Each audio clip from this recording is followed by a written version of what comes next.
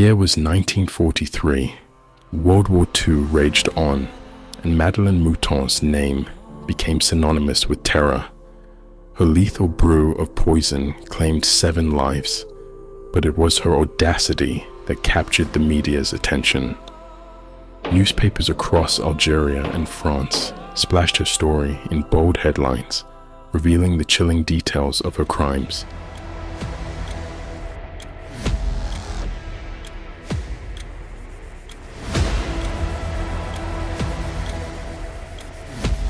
Habari Marafiki, and welcome to the African Crime Files. Today we explore the story of Algeria's only documented serial killer, Madeleine Mouton. Opportunistic and enigmatic, she embarked on a chilling spree, a dance of death fueled by greed. Her weapon? Poison. Her motive? Profit. And as the bodies piled up, she etched her name into history as Algeria's lone serial killer. Join us as we delve into the dark secrets of Madeleine Mouton's legacy, where greed and murder intersect.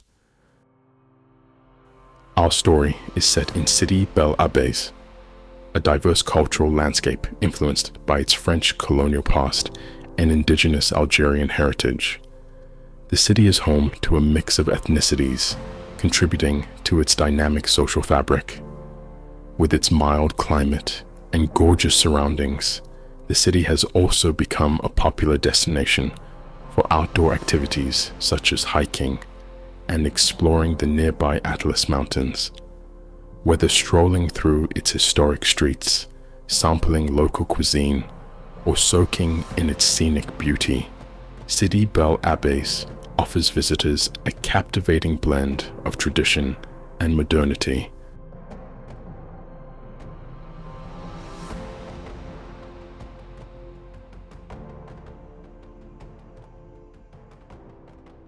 Madeleine's story began far from the streets of Sidi Bel Abbes.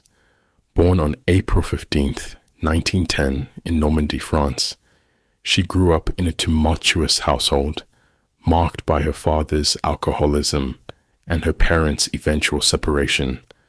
Growing up under her mother's care, Madeleine's formative years lacked security and infused with a love for fantasy and a deep desire for acknowledgement. She often embellished tales about her background, telling false stories of her mysterious ancestry.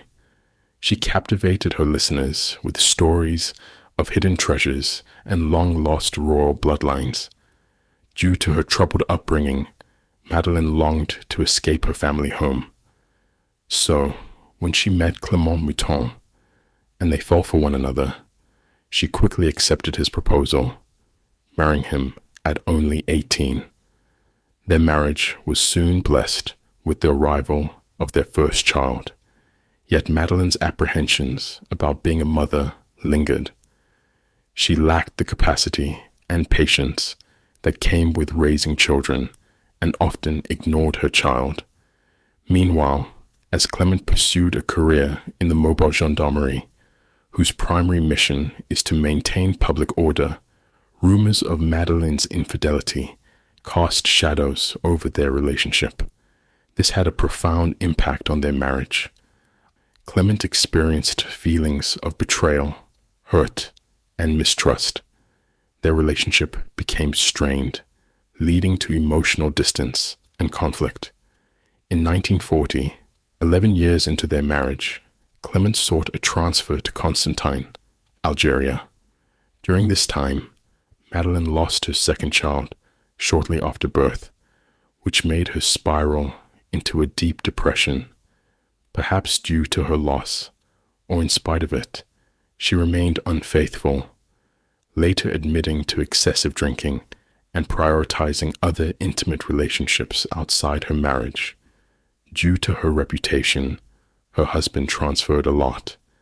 These relocations were likely prompted by the embarrassment caused by Madeleine's behavior. However, Madeleine continued on with her excessive drinking and promiscuity.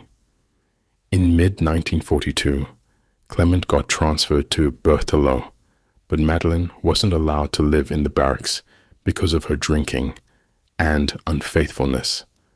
I'm not sure who made that call, her husband or his employer, but she ended up moving in with her friend Madame Des. Here, she gave birth to a third child a few months later. By December, she was finally allowed to stay in the barracks. In Berthelot, Madeline reconnected with some old acquaintances from France, including the Leroux family.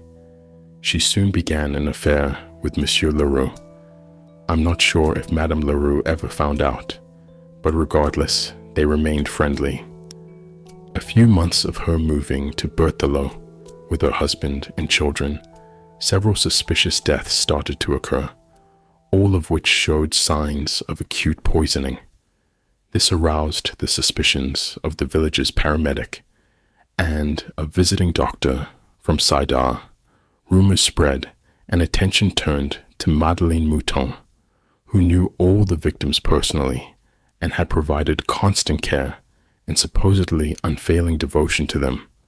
Several other people in Berthelot, including her husband Clement, also presented identical symptoms, but luckily survived. Around late 1943 or early 1944, the Mobile Gendarmerie, whose primary mission is to maintain public order, was called in to investigate.